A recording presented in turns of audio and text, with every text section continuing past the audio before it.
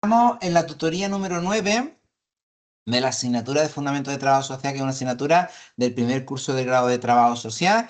Y vamos divino, vamos súper bien. Yo creo que vamos a terminar temario todo en tiempo y forma, porque va todo rodado. Entonces, lo que vamos a hacer es empezar tema nuevo.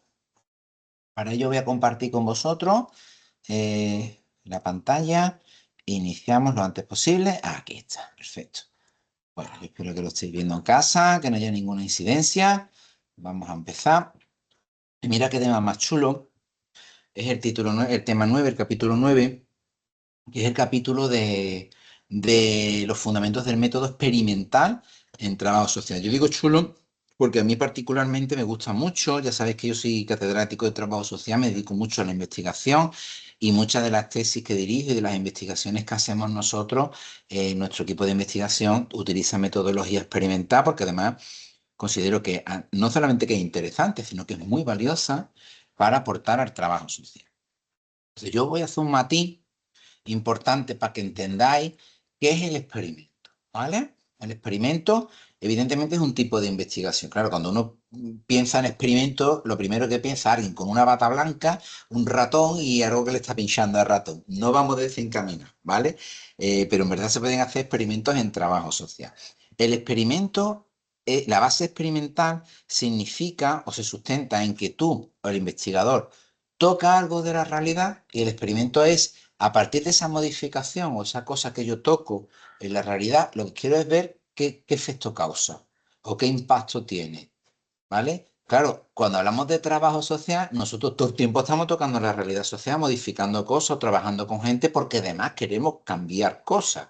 Entonces, claro, cuando hablamos de método experimental, es un método que viene muy al hilo de nuestra manera de hacer ciencia y de trabajar con el campo científico, con nuestro objeto de intervención, que es, si yo toco a esta familia o este grupo, trabajo con este grupo de menores o este matrimonio y hago esto, ¿qué impacto tiene? ¿Qué estoy generando? ¿Qué beneficio nos causa mi intervención o mi acción? Entonces, ¿qué ocurre? Que el experimento tiene muchísimas conexiones con el simple hecho de evaluar del trabajador social. Recuerda que el trabajo social en su metodología científica tiene como 5 grandes momentos, ¿vale? Estudio diagnóstico, planificación, intervención y el último es evaluación, ¿vale? Entonces, en esa evaluación, ¿qué es lo que tú quieres ver? Si lo que has hecho realmente ha generado un cambio. Pues esta manera de pensar, si lo llevas o lo transfieres al campo científico, eso es experimento. Porque tú quieres ver si tú, eso que tú estás modificando, tocando, ha generado un cambio y en qué sentido se produce ese cambio, ¿vale? Los otros tipos de investigación, voy a hacer un cuestionario, voy a sondear una opinión, voy a trabajar, que no estoy tocando la realidad, sino que me acerco a la realidad a verla, y puedo sacar un montón de tipos de investigación muy potente, ¿vale? Pero que no estoy generando una modificación en la realidad, pues no es experimental, es otro tipo de investigación, ¿vale? Entonces, con ello tendríamos, bueno, vais dando un poquito de idea. Voy cogiendo algunos flashes de vuestro tema, ¿vale? La experimentación es un ejercicio de construcción de conocimiento que parte de unos principios, evidentemente, teóricos y que pretende la construcción de datos experimentales que implica seleccionar una población objetivo, evidentemente, que de ahí sacamos una muestra y realizar una manipulación, por eso decía que es tocar, ¿vale? Generar un cambio, una manipulación intencionada de los datos del entorno. O sea, nosotros ahí tocamos algo, modificamos algo, movemos una pieza de eso que estamos tocando, ¿no? El Generation Process es el proceso por el cual se obtienen los datos empíricos de la población que se quiere analizar. Básicamente, ¿cómo funcionaría? Esto es muy sencillo, ¿vale? Si nos ponemos en la cabeza de un experimentador, alguien que hace experimentos, si yo quiero saber si esta pastilla cura, primero tengo que ver, antes medí la enfermedad en el ratón, ve que está malo, si no está malo, le pincho algo para que esté malo el bicho, ya está malo, lo mido, le doy la pastillita, le pincho en la medicina y dentro de un tiempo le vuelvo a medir, ahí está el Data Generation Process, ¿vale? Lo que tengo que comparar esos datos después de yo tocar o modificar si realmente he generado una cura. ¿Vale? Ya, pues ya está, es un experimento. Pues ahí le podemos aplicar todo lo que nosotros queramos de trabajo social. Oye, yo quiero aumentar o quiero rebajar la ansiedad en esta persona.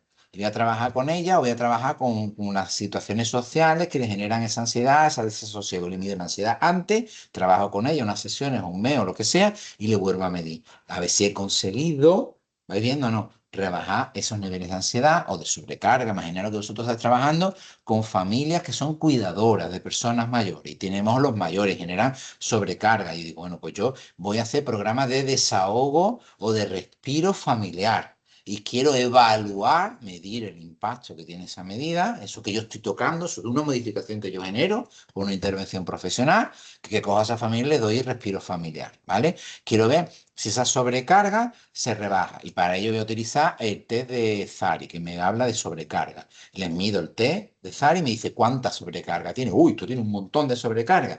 Los paso en respiro familiar un mes, 2 meses y lo vuelvo a medir la sobrecarga. Y si ha bajado, estoy en condiciones de decir que eso que yo he hecho ha generado una modificación.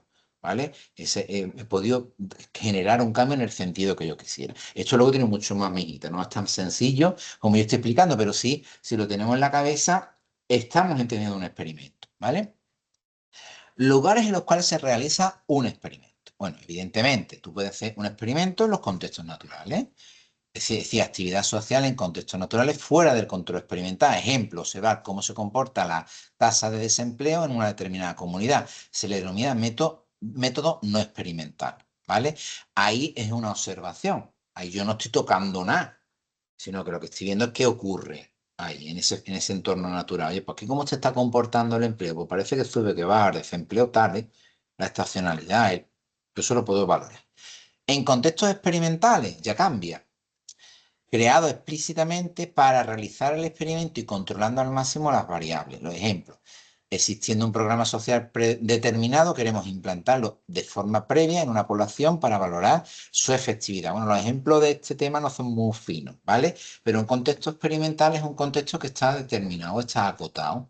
Un contexto muy experimental sería el que se pone, el que tienes que abajo que pone experimento de laboratorio. Es decir, es un contexto donde tú has conseguido aislar todos los efectos que pueden intervenir en que eso que tú estás midiendo cambie. Un ejemplo, cuando nosotros trabajamos en ciencia, se trabajan con los ratoncitos blancos. Tú me dices, ¿qué ratoncito es más mono? Pues los ratoncitos vienen a costar entre 6.000 y 10.000 euros y vienen de un laboratorio francés que están modificados genéticamente y todo el planeta trabaja con esos ratones modificados genéticamente para que todos los experimentos sean iguales en todos los lados, ¿vale? Eso para que al becario se le pierda un ratón. Imaginaros el desastre económico. Pero vale, ¿eso qué significa? Porque lo que está cogiendo hasta el mismo ratón que tú coges está aislado genéticamente, tratado genéticamente para que no haya otras mutaciones genéticas o algo en su organismo que pueda perturbar un medicamento o algo que tú le quieras hacer al pobre animal, ¿vale? Y además vienen unas condiciones de alimentación, de peso, de humedad en el ambiente, de temperatura que están controlados, como diciendo que no haya nada que pueda distorsionar el resultado del experimento que se está haciendo. Son variables que puedan intervenir. A más controlado, más probable es mostrar que A causa B, y no hay otra cosa que se ha metido de por medio, pero menos real es. ¿Por qué? Porque ese ratón no es ratón que tú encuentras en el campo que tengamos aquí al lado.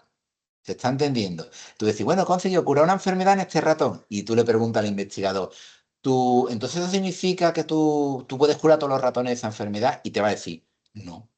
Significa que en esas condiciones, hemos conseguido curarlo. Hipótesis, probablemente también lo podamos curar en otros, pero no sabemos si comiendo otra cosa o teniendo más frío, más calor ratón o siendo más grande o más chico de otras especies ya varía, porque no se puede dar validez a eso, ¿vale?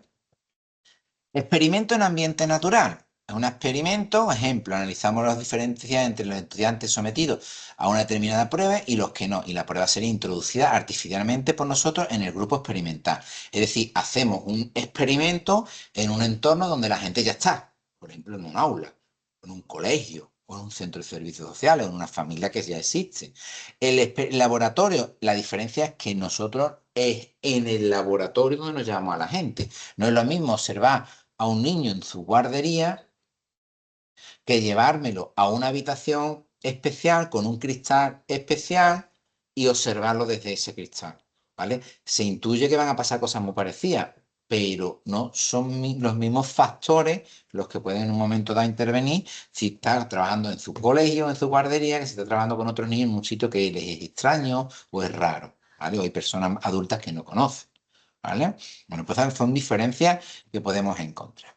Para hablar de un diseño experimental, bueno, os he traído cositas que no están tal cual del libro, sino que son las que yo explico en posgrados y en doctorados, pero más o menos van en correlación de lo que vais a leer, o debería de estar exactamente igual. ¿Qué debe de tener un diseño experimental para denominarlo diseño experimental? O sea, ¿cuál es su agito y su perejil? Bueno, pues básicamente tiene que tener estas cuestiones. Primero, tiene que tener medidas pre-T aplicadas a todas las personas del estudio. Esto es muy importante. Es decir, a todos los que van a participar en esa investigación les tengo que medir pre-test antes de, les tengo que medir aquello que se supone que yo voy a modificar. ¿Vale? Esto es muy importante. Imaginaros, voy a trabajar con un grupo de chicas jóvenes que son víctimas, ¿vale? Y lo que vamos a trabajar, como yo ya he visto que tienen problemas de autoestima, voy a trabajar en talleres con esas jóvenes para desarrollar su autoestima o mejorar esa autoestima. ¿Qué es lo que tengo que medir antes de trabajar con ellas? Tengo que medir la autoestima, ¿vale? Son las medidas pre-test. Segunda cosa que tiene que tener, asignación al azar, aleatoriedad. En ciencia lo llamamos random, y se representa con la letra R. Random es la aleatoriedad de las personas a los grupos control y experimental, que en verdad hemos metido dos cosas. Primero, que tenemos dos grupos. Un grupo experimento con el que yo toco y hago algo, por ejemplo, un grupo de chicas con las que voy a trabajar en un taller de mejora de la autoestima, este perfil, y otro grupo de chicas, que es el grupo denominado control, que yo no toco nada, no trabajo taller, no introduzco ninguna actividad ni ninguna intervención del trabajador social, y lo que voy a medir es a ver qué es lo que ocurre. Esos dos grupos, la asignación de los sujetos que componen cada uno de los grupos no debe de estar predeterminada por mí, o no debería, ¿vale? Eso genera, o se dice que tiene que ser una asignación aleatoria de quién está en el grupo control y el grupo experimental. Eso se hace con muy fácil, hacer una aleatoriedad, ¿vale? Con cualquier software de análisis de datos o al ECE le podemos pedir una lista aleatoria, es muy sencillito, ¿vale? Y se hace la asignación aleatoria de los grupos, con el cual yo no predetermino el resultado ni contamino con mi juicio quiénes deben de estar en un lado, quiénes deben de estar en el otro, ¿vale?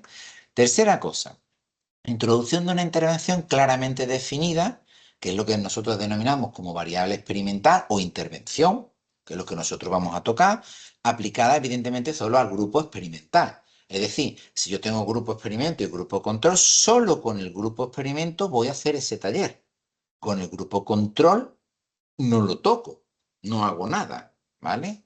Luego, las condiciones tienen que ser las mismas para el grupo control y experimental, salvo, o sea, las dos están compuestas por el mismo perfil de chicas, de las mismas edades, de la misma ciudad, del mismo, todo lo más parecido posible, salvo la exposición a esa variable experimental. Los dos grupos son exactamente iguales, solo que con uno monto el taller y con el otro no estoy montando el taller, ¿vale? Y para cerrar, ¿qué es lo que tengo que hacer? Pues las medidas post-test. Es decir, si al principio les medí la autoestima, una vez que yo termino el trabajo con el grupo experimento en esos talleres, con el otro no he hecho nada, a ambos dos grupos les tengo que medir otra vez la autoestima. Hipótesis.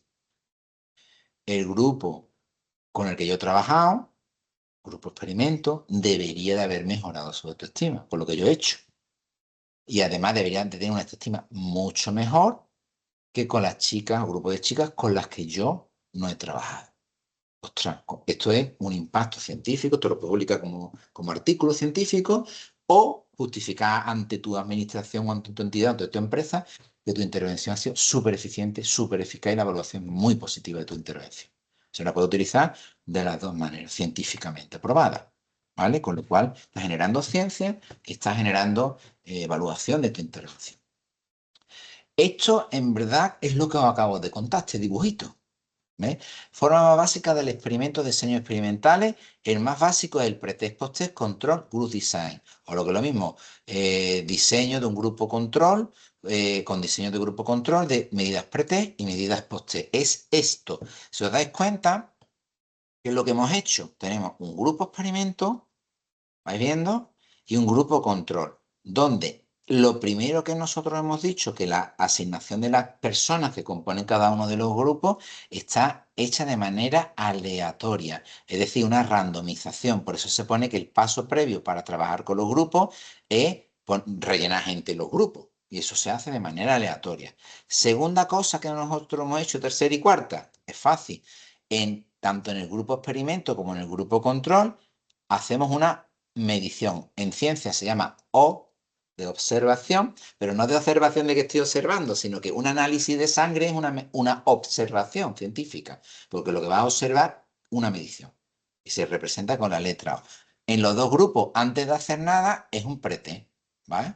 Esta es la medición pretest. Luego, solo con el grupo experimento, mira, estamos repitiendo lo mismo como he dicho antes, hago una intervención o introduzco una variable experimental. ¿Estáis viendo? No, solo en este grupo, en el otro yo no toco nada. Y cuando termino con los dos grupos, hago la medida post-test. Mido lo mismo exactamente que se midió al principio. ¿Qué hemos hecho aquí? Es muy sencillo. Se supone que los resultados O, para que nos entendamos, O sub 1 y O sub 1 deberían de tener datos muy similares, ¿vale? Si, por ejemplo, es autoestima dañada, que de entre O sub 1 y O sub 2, si esto ha funcionado, debería de haber una diferencia importante donde O sub 2 tenga datos mejores que O sub 1, ¿vale? ¿Qué os debería ocurrir en el grupo control? Que entre O sub 1 y O sub 2 deberían de estar iguales o incluso haber empeorado con el paso del tiempo, ¿vale? Y por lo tanto, los datos que si nosotros comparamos entre O sub 2 del grupo experimento y del grupo control deberían de ser claramente diferenciados, siendo mejores los del grupo experimento. Si se parecen, entonces que esta intervención no ha servido para nada, ¿vale? Sino que hay otras variables que están interviniendo. Por ejemplo, se seleccionan a dos grupos de mayores en situación de dependencia de manera aleatoria. A ambos se les mide cómo les afecta la situación de dependencia. Por ejemplo, utilizando el baremo de la ley de dependencia, que nos da una puntuación. ¿Vale? Eso se hace en pretest.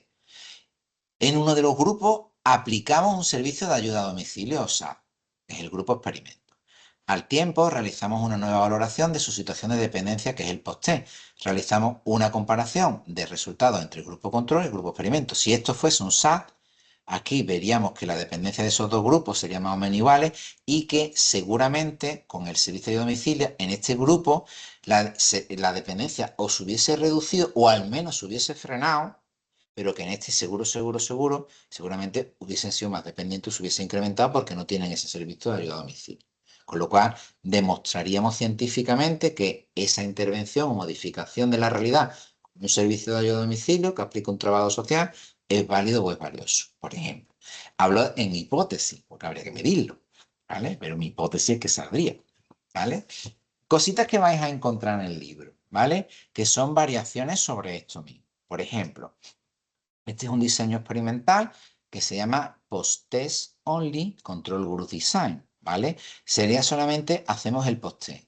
¿Cuándo aplicamos el post-test only? Pues muy sencillo. El post-test only se aplica cuando no tenemos posibilidad de hacer un pretest, pero aún así podemos utilizar aleatoriedad y ya hemos iniciado con uno de los grupos una intervención. Entonces, claro, no podemos ir para atrás en el tiempo.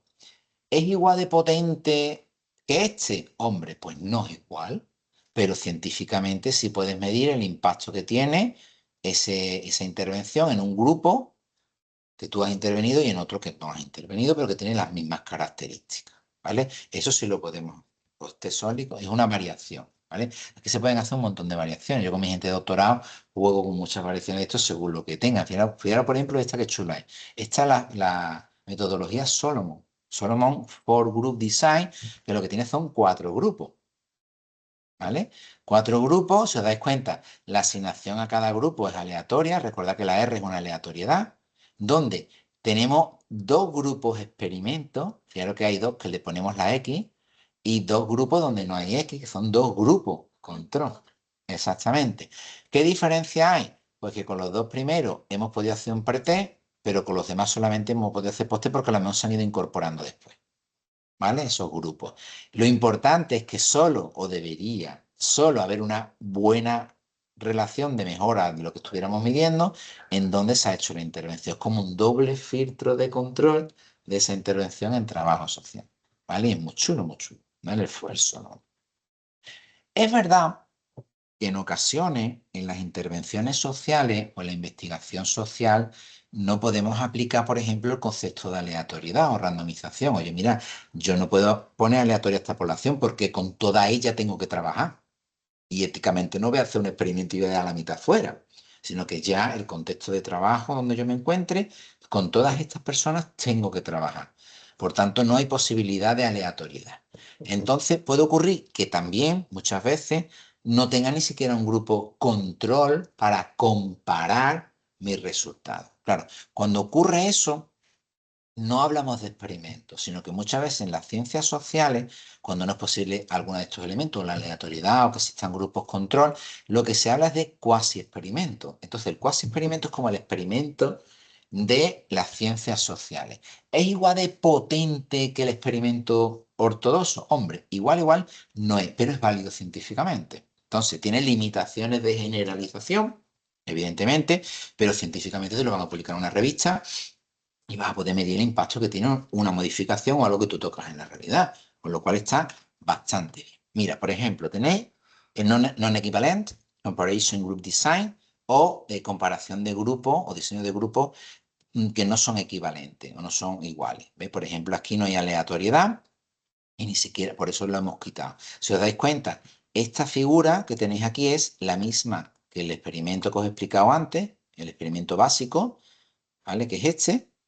¿Vale? Simplemente lo que hemos quitado, o porque no es posible, una aleatoriedad, pero si están los pretest y los post-test, con eso hacemos un tesoro, ¿vale? Esos pretest y post-test, podemos hacer un preexperimento, un cuasi experimento, preexperimento es otra cosa, ¿vale?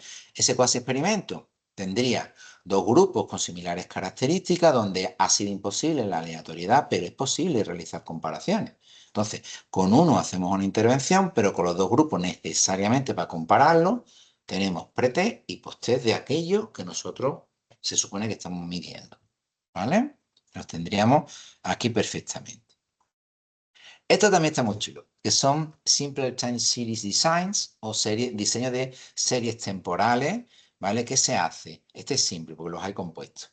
Este sistema lo que hace es, si no tengo aleatoriedad y ni siquiera tengo grupo control, ¿cómo podría yo verificar que solo cuando yo toco en la realidad o intervengo como trabajo social o he hecho algo para ver en ese impacto científico, solo cuando yo he hecho algo es cuando se produce el cambio? Si soy capaz de demostrar eso, tengo que llegar necesariamente a la conclusión de que mi modificación de la realidad es la que genera ese beneficio o ese cambio, por lo cual es ciencia, ¿vale? Es causalidad, ¿vale?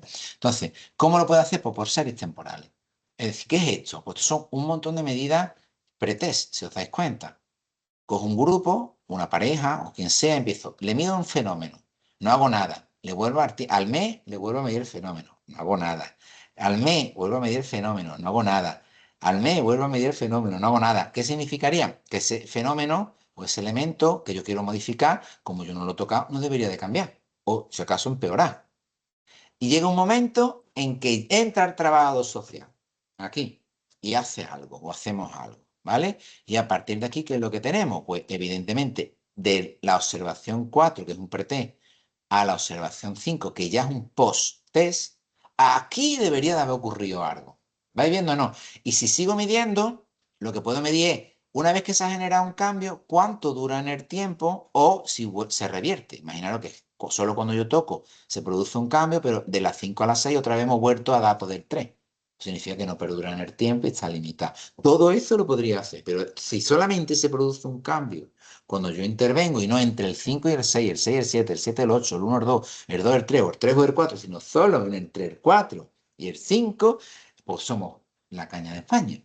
y demostramos científicamente que cuando tocamos nosotros, ahí se produce un cambio, ¿vale? Científicamente, ¿vale? Buscamos siempre un mayor control sobre la variable o intervención a evaluar, en este caso con múltiples pretest y post-test que nos indiquen el cambio que produce esa intervención, ¿vale?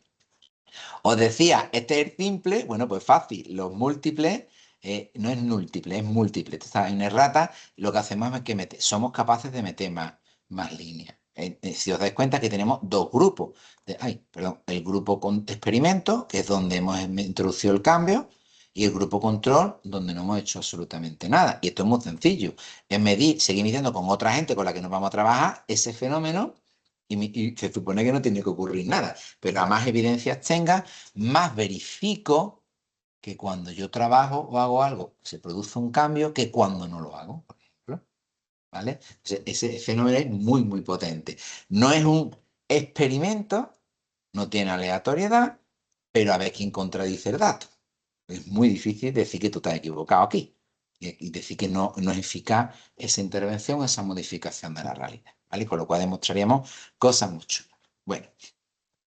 Claro, todo esto de asegurarse el éxito, o si solamente cuando yo toco se produce el cambio, si solo cuando yo al ratón le pongo el medicamento es cuando se cura, no es que se ha curado porque tuviera una mutación genética o que era un ratón que comía muy bien, entonces esa alimentación le ha cambiado la reacción a la enfermedad, sino solo cuando yo toco es lo que se llama el problema de validez. Tenemos que demostrar que es válido solo por nuestra modificación ese cambio que se produce en la realidad. Esto es la ciencia, ¿vale? Claro, hay diferentes elementos que tienen que ver con la validez. Mira, y diferentes tipos de validez. Una es la causal, validez causal, que es la que estamos refiriendo. Un experimento es internamente válido internamente, si el efecto observado B, o sea, aquello que se ha producido, es realmente causado por lo que hemos hecho antes, el factor A. A causa B, donde realmente significa que las variables de fondo están controladas. Es imposible, validez interna, que otra cosa haya producido el cambio, solo cuando yo lo he hecho. Entonces, ostras, pues esto es ciencia, pero demuestra sí o sí, ¿vale? La validez de constructo es otro tipo de validez. Considera si la relación entre las variables es válida o no para probar una teoría o un constructo teórico. Es decir, eso luego nosotros lo podemos aplicar a una teoría. Imaginaros que cuando yo digo, bueno, pues un elemento que demuestra que la gente está más integrada socialmente y lo que voy a medir el nivel de integración es cuando participa en la comunidad. Ahí viéndonos, esto, hay una teoría que dice esto. Lo que hacemos es que si nosotros experimentalmente esto lo demostramos, podemos hacer una validez de constructo y aportar a la ciencia, a la teoría en general, esa verdad, porque la hemos medido, ¿vale? Luego está la validez estadística, que es muy importante. Recordad que esto tiene un montón de mediciones y datos cuantitativos. Aquí de cualitativo hay muy poquito en el experimento, por no decir nada. Esto es cuantitativo puro. Si la covariación estadística entre las variables está justificada, es decir, si cuando se produce A, en ese momento se produce B y estadísticamente solo se asocian esos datos a ese elemento importante. Yo creo que os explicaba que había como el tema pasado que hablábamos de investigación, que había como tres niveles de investigación. Uno era como descriptivo, otra era de covariación, ¿vale? Y el último era de explicación, ¿vale? Esa covariación es que se comportan de manera asociada a dos variables. Que se comporten de manera asociada no significa que A cause B, sino que están asociadas en comportamiento, aunque ninguna de las dos sea previa, sino que tienen una tendencia. Bueno, pues esa tendencia estadística o validez estadística tiene que ser necesaria o base para entender también la parte de causa A y B, de explicación. O sea que tiene que producirse también en este último nivel. Validez externa, esto para afuera. Si el efecto causal observado, A causa B, puede generalizarse entre las personas y los entornos, es decir, hasta qué punto los resultados pueden ser generalizados a otras situaciones. Claro, porque tú puedes decir, yo he conseguido que con este grupo de jóvenes hemos aumentado la autoestima, ¿vale? ¿Significa que esta metodología es válida para todos los casos similares? ¡Buah! Técnicamente tendría que decir, para las que yo he trabajado, las personas con las que yo he trabajado, sí. ¿Es generalizable? Bueno, pues esto es la validez externa. ¿Hasta dónde llega eso? ¿Vale? Entonces, claro, la validez externa puede ser de dos tipos. Interacción y selección del experimento. Existe la posibilidad de que los resultados de un experimento sean válidos únicamente solo en la población en la que fue implementado, ¿vale? o interacción entre el test y el tratamiento. Es decir, existe la posibilidad de que los resultados se puedan generalizar, que las conexiones causales sean aplicables también a otros tipos de población, únicamente cuando los test sean iguales. Esto es muy importante. Esas pruebas, lo que se hace, por eso se hacen muchas repeticiones y cada vez se cogen muestras mayores, vais viendo, ¿no? Y más heterogéneas para ver que siempre se cumple, por ejemplo, me voy otra vez a la medicina para que se entienda mejor. Cuando tú consigues curar ratón, tú no puedes decir que curas la enfermedad. Puedes decir que has curado al ratón, pero tú no sabes si en los monos funciona. ¿Se ha entendido lo que acabo de decir o no? Cuando pasamos, bueno, cobayas, monos, hasta llegar a las personas, esto pasa un montón de filtros, de fenómenos que generamos colateralmente, ¿vale? Hasta que llegamos, por eso pasan tantos años. ¿Vale? Porque técnicamente no puedes generalizar. Sabes que estás progresando, que va por donde tiene que ir, ¿vale? Entonces, por eso es la validez externa. Y la interna, ¿hasta qué punto los efectos experimentos son debidos al tratamiento y no a otros factores? Se divide, pues, en tres conceptos: validez causal, de constructo y estadística, que son las que nosotros hemos mencionado, ¿vale? Pero la interna es la básica, es decir, tengo que ser capaz de demostrar que A causa B porque es A, solo A, lo que causa B. No, que unas veces me sale y otras veces no me sale y otras veces con quien no he trabajado también sale B. Vamos a ver, entonces no es A. Aquí están interviniendo otros factores, variables, y entonces la validez interna no está bien, ¿vale? Y todas estas cosas, imaginaros en ciencia todo lo que podemos hacer con estos datos, con estas informaciones, ¿vale?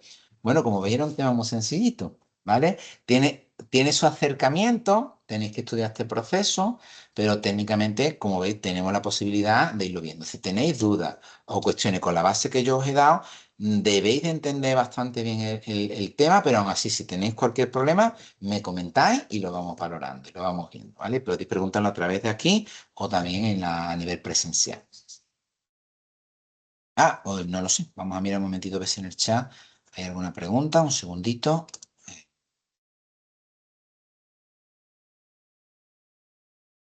No, el método de doble ciego, Juan, es otra cosa, ¿vale? Es que se somete a valoración por dos externos algo que alguien dice que ha hecho, ¿vale? Por ejemplo, un artículo o lo que sea. Pero de doble ciego no es el experimento, ¿vale? Está aplicado a otros conceptos. A ver, ¿dudas o cuestiones que queráis plantear en casa?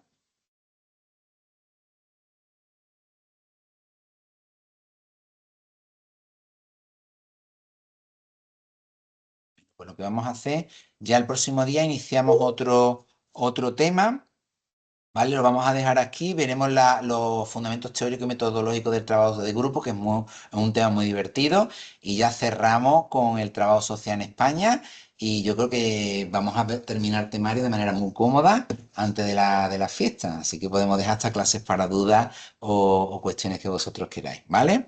Bueno, pues nada, pues me despido, que pasemos buena semana y a darle caña que cada vez tenemos más cerquita los exámenes. Venga, hasta luego, adiós.